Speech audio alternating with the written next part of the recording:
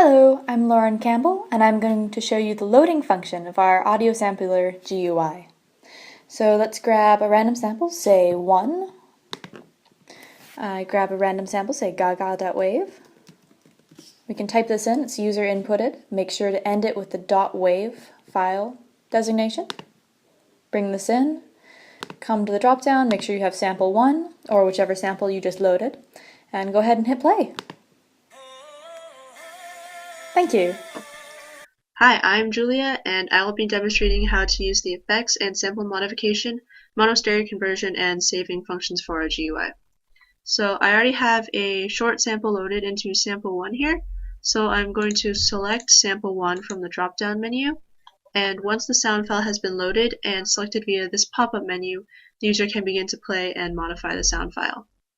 Okay, so the first effect is reverse that can be applied by checking this checkbox, and basically what this does is it reverses the sound files that is played backwards.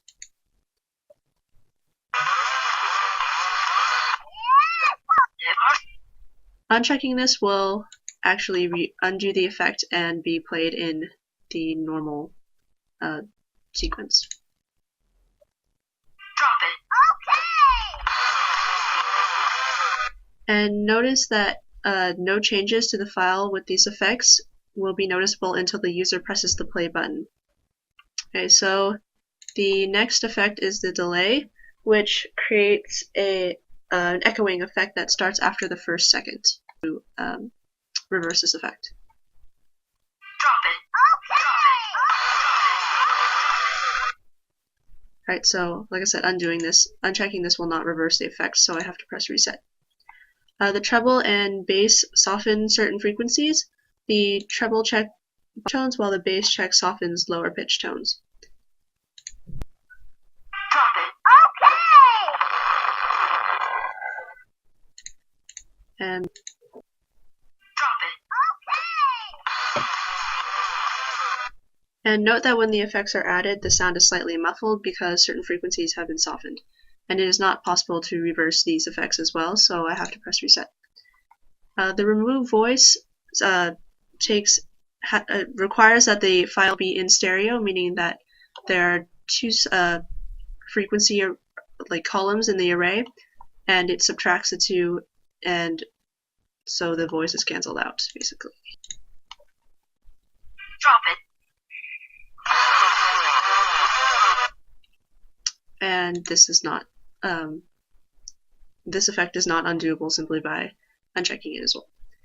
And the change speed allows the user to input what speed they want to change it to. So basically the frequency will be multiplied, or samples per second will be multiplied by the input that the user inputs, and you can click on this and it speeds it up.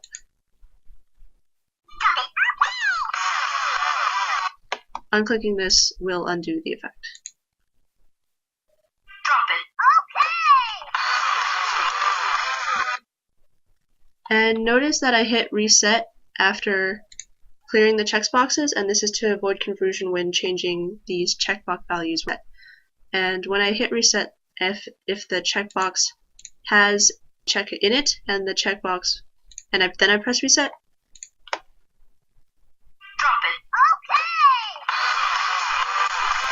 you'll see that even though these checkboxes are in the boxes, after I press reset, it'll be as if I hadn't checked these boxes. So just to avoid confusion, make sure all the checkboxes are unchecked before you hit reset. And for the conversion for mono to stereo, or stereo to mono, this file is already in stereo, meaning it has two columns in the frequency array.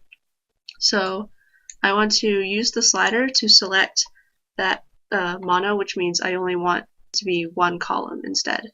So it'll take the average of the values of the two columns for each row and one column, and delete the second one. Drop it. Okay. And then changing it back to stereo, the two columns will remain as they were before I changed it to mono, but that was taking the averages of both will be copied into a second column, and that'll convert it back into stereo. Drop it.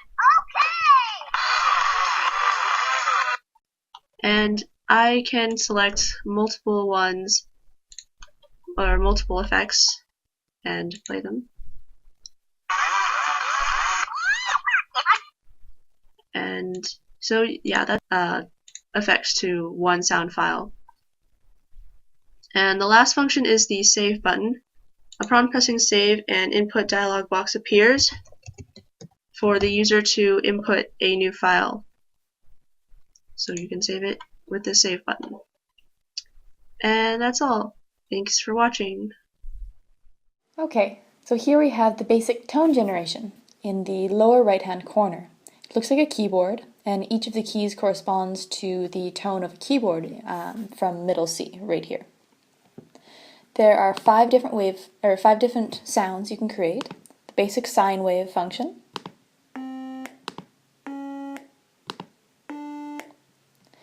the next two are square wave and triangle wave, which are respectively created by the MATLAB's square function and sawtooth function.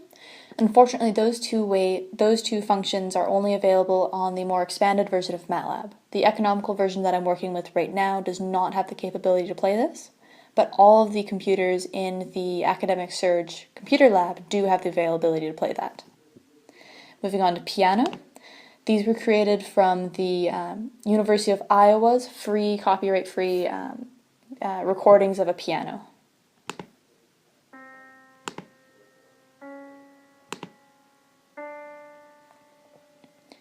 And then we have a sound I call space that came from a sine wave, and then from that we subtracted tangent wave, and all of that is multiplied by a vector of x, or an x vector, which makes it fade.